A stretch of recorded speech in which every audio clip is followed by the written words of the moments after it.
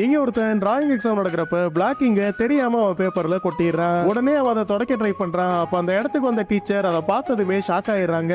என்ன அவன் தொடச்சதுல அது ஒரு அழகான பெயிண்டிங்கா மாதிரி இருக்கும். சோ அதுக்காகவே அவனுக்கு ஃபர்ஸ்ட் பிரைஸ் கொடுத்துறாங்க. அப்ப ஸ்கூல்ல இருக்க எல்லாரும் அவனை பார்த்து சியர் பண்ணிட்டு இருக்காங்க. ஆனா அவன் மட்டும் என்ன நடக்குதுன்னே புரியாம முழிச்சுக்கிட்டு இருக்கான். அதுக்கப்புறமா மேத் எக்ஸாம்ல அவனுக்கு எதுவுமே தெரியாம டைஸ உருட்டி ஆன்சர்ஸ் எழுதிட்டு இருக்கான். ஆனா அவன் நேரத்துக்கு அது எல்லாமே கரெக்டா இருக்க ஃபுல் மார்க் எடுத்ததுக்காக அவனுக்கு இன்னொரு அவார்டும் கிடைச்சிருது. இதனால கடுப்பானவன் அடுத்த எக்ஸாம்ல ஒண்ணுமே எழுதாம உட்கார்ந்திருக்கான். பார்த்தா அதுக்கும் ஒரு அவார்டை கொடுத்துறாங்க. அதுக்கப்புறம் தான் தெரியுது கொஸ்டின் பேப்பரே தப்பா இருக்கும். அதை அவன் மட்டும் தான் கண்டுபிடிச்சிருக்கான்னு அந்த அவார்டை கொடுத்திருப்பாங்க. போக போக இதே மாதிரி நடக்க ஒண்ணுமே தெரியாம அவன் கிளாஸோட டாப்பராவே ஆயிடுறான். அதே நேரத்துல அவன் வளர்ந்ததுக்கு அப்புறமும் அவன் லக் அவனை விடவே மாட்டேங்குது. அவன் கம்பெனில அவனுக்கு வரிசையா ப்ரொமோஷனா கொடுத்துக்கிட்டு இருக்காங்க. அது மட்டும் இல்லாம அவன் கண்டினியூஸா லாட்டரியில வின் பண்ணிட்டே இருக்கான். இருந்தாலும் அவனுக்கு ஹாப்பினஸே இருக்காது. ஒரு கட்டத்துல அவன் லக்கால வெறுத்து போனவன்